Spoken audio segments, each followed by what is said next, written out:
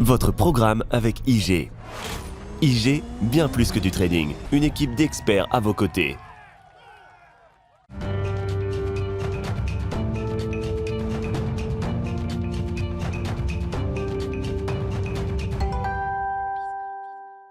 Le plan de trading de Smart Bourse chaque lundi à 13h30 en direct, à retrouver bien sûr en replay dans la foulée sur bismart.fr. C'est avec Alexandre Baradez à mes côtés en plateau, chef analyste chez IG. Bonjour et bienvenue Alexandre. Bonjour Grégoire. Bon, semaine clé effectivement qui doit permettre de valider ou de reconsidérer certaines anticipations du marché qui sont très fortes depuis quelques semaines, à savoir que les banques centrales pivoteront l'année prochaine dans un contexte où la macroéconomie pourrait rester suffisamment douce et agréable pour tout le monde. Oui, c'est le scénario joué par les marchés depuis un bon mois maintenant, avec en parallèle de ça une détente, notamment aux États-Unis surtout, des données en Europe, c'est déjà le cas depuis quelques mois, mais une détente américaine des données macroéconomiques depuis un mois et demi. Donc les taux obligataires se détendent, les actions s'engouffrent dans la brèche légitimement parce qu'il y a eu quelques pressions auparavant d'une économie trop résiliente. Donc finalement, une économie qui se détend, ça fait du bien pour les anticipations, mais au point que les marchés, qui ne sont pas une nuance près, justement,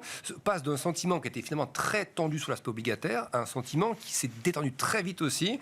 Et donc, pourquoi ce sentiment se détend ? Parce que les anticipations de baisse de taux sont en fait beaucoup plus proches de nous. Désormais, on pensait avant le rapport sur l'emploi, on va en parler un petit peu, mais avant le rapport sur l'emploi, on pensait qu'en mars, la Fed avait 60% de chances de commencer à baisser ses taux, et la BCE, idem. Donc, le marché passe en l'espace de 2 mois d'anticipation de baisse de taux au deuxième semestre à fin du premier trimestre, ce qui est somme toute relativement agressif parce que on a bien retenu le message de Jérôme Powell qui est que nous sommes data dépendants. Alors oui, data dépendant, ça veut dire qu'on voit que l'économie ralentit, donc les taux peuvent se détendre un petit peu, mais qu'est-ce qui nous pose problème, nous, Fed ? C'est l'inflation qui est dans les services surtout. L'inflation sous-jacente, c'est celle-ci qui nous pose problème.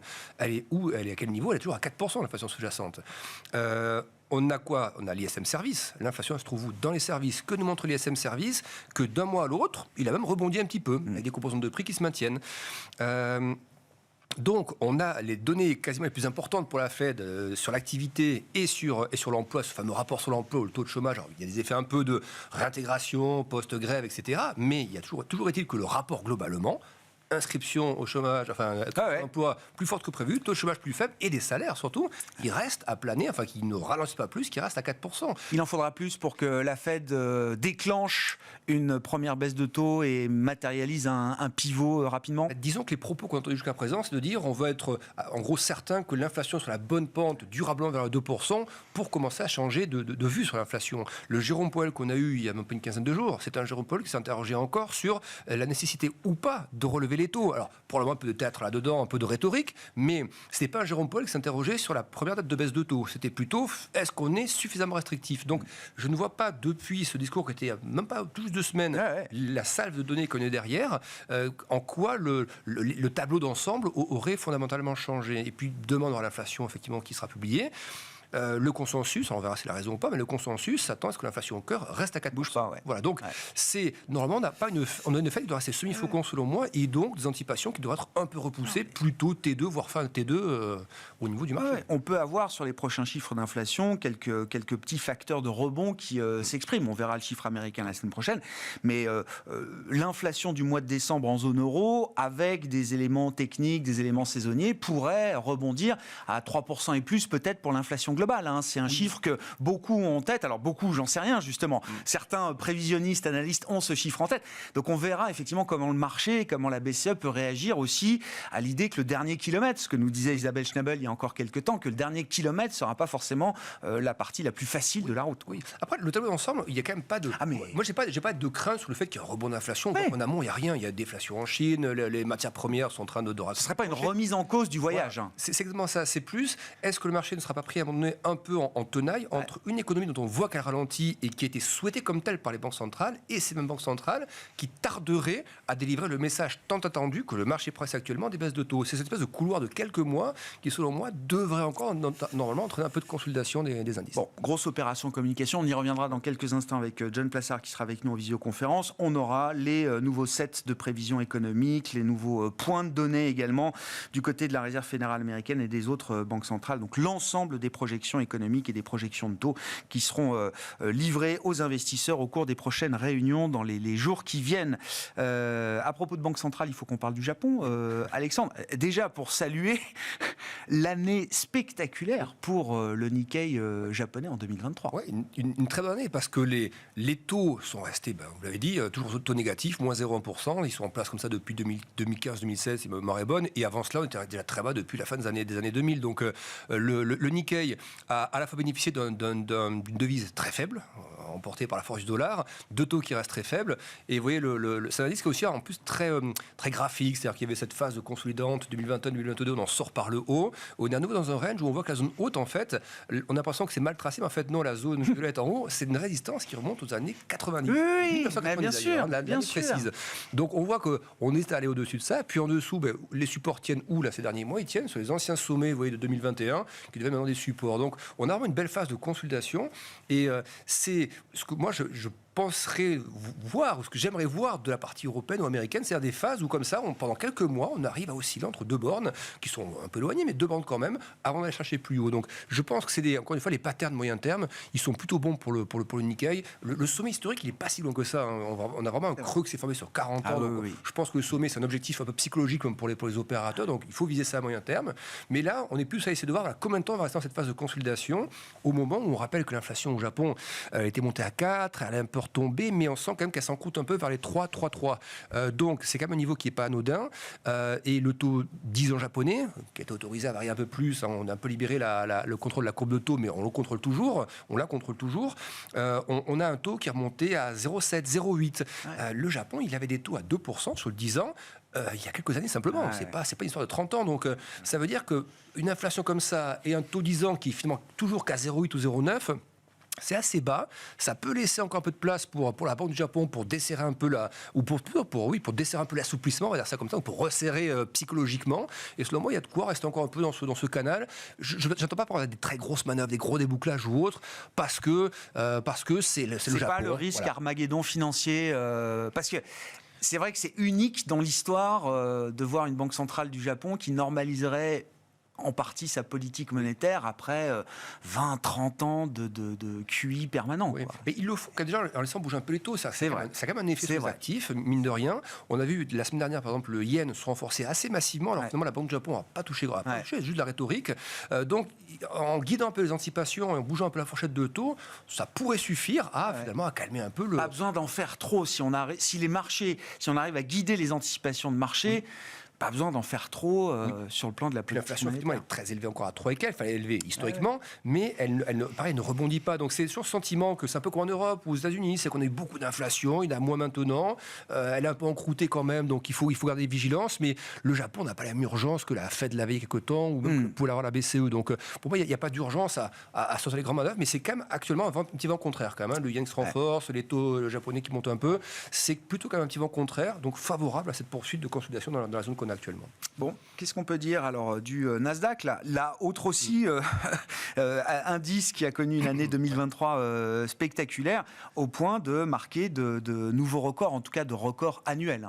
Oui, record annuel, et puis on n'est pas très loin des records historiques. C'est quelques pourcents. Novembre 2021, c'est ça de mémoire, le Nasdaq. Juste avant la fête commence à durer sur le ton d'ailleurs, c'est bien timé.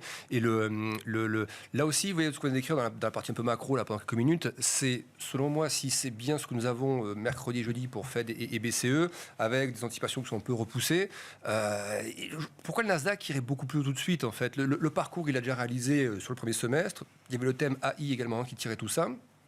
On latéralise un petit peu biseau baissier quand les conditions financières, quand les conditions économiques restaient très résilientes, les conditions économiques se détendent, on revient chercher le sommet annuel, on passe un peu au-dessus. Mais pour aller chercher des niveaux plus élevés, pour moi, il va ça se fasse un peu avec les taux quand même. Ce qu'on a vu se faire avec les taux il y a peu, vu que les taux un petit peu cessé de baisser après le rapport sur l'emploi et par ces stats américaines, les principales en tout cas, ont un peu de mal à se détendre. Pourquoi est-ce que le Nasdaq devrait rallier tout de suite? Sur quel type d'anticipation? Alors on peut dire des bénéfices ou autres, mais l'économie américaine est quand même en train de ralentir. Ça ne va pas perdre de vue. Et c'est ce qu'on disait tout à l'heure, c'est que je pense que les effets du ralentissement devront un peu se voir quand même sur les indices face à des banques centrales qui ne peuvent pas pivoter tout de suite, même si le marché les attend, elles ne pourront pas faire le job tout de suite.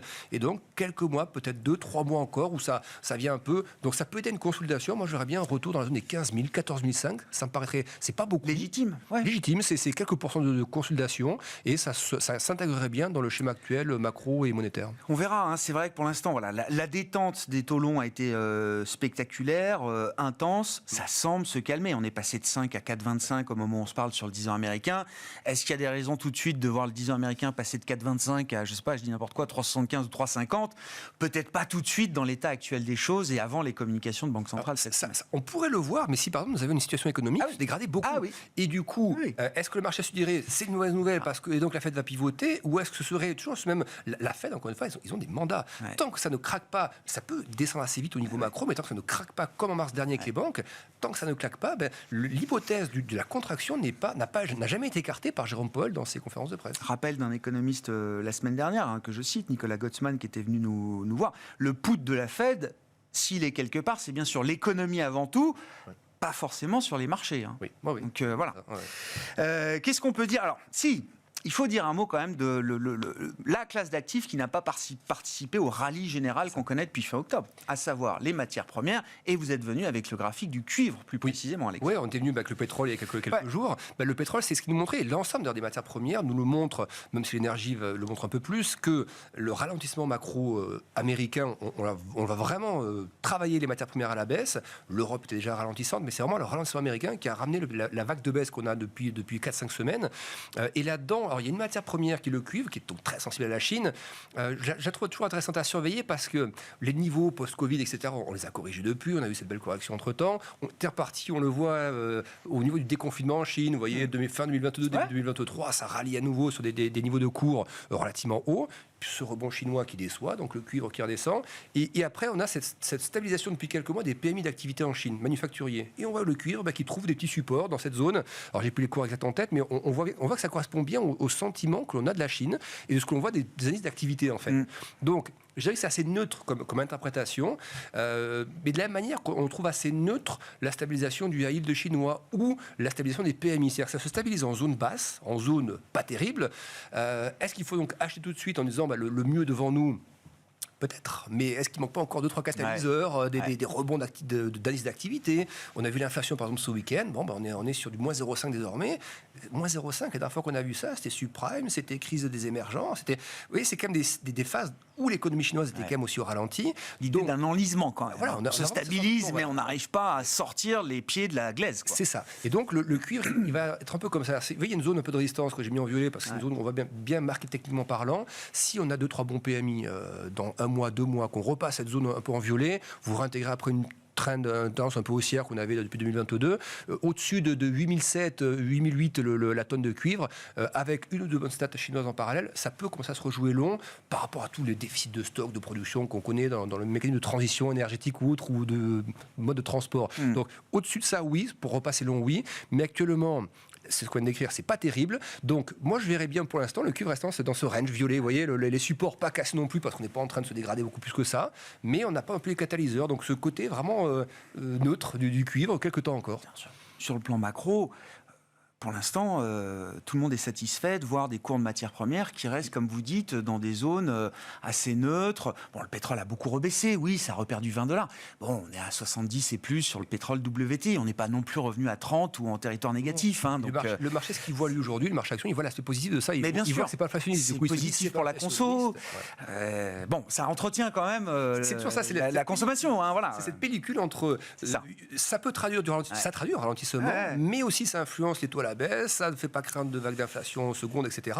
Donc pour l'instant, on regarde effectivement, et le marché a raison de le faire au départ, le verre à moitié plein, mais le verre à moitié plein, il a été bien bu, je trouve. Donc est-ce qu'à un moment donné, il n'y a pas la nécessité, en fait, plutôt d'aller trop dans le rallye, l'appétit pour les actifs risqués, peut-être un petit peu, de remettre un petit peu la sensibilité macro là-dedans, et du coup un peu sur les actions aussi. Est-ce qu'on n'a pas bu un peu plus que la moitié du verre, quoi ? C'est ça, à ce stade, question qu'on se pose en cette fin d'année. Merci beaucoup Alexandre. Alexandre Baradez avec nous chaque lundi pour le plan de trading de Smart Bourse sur Bismart.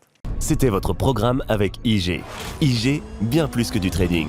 Une équipe d'experts à vos côtés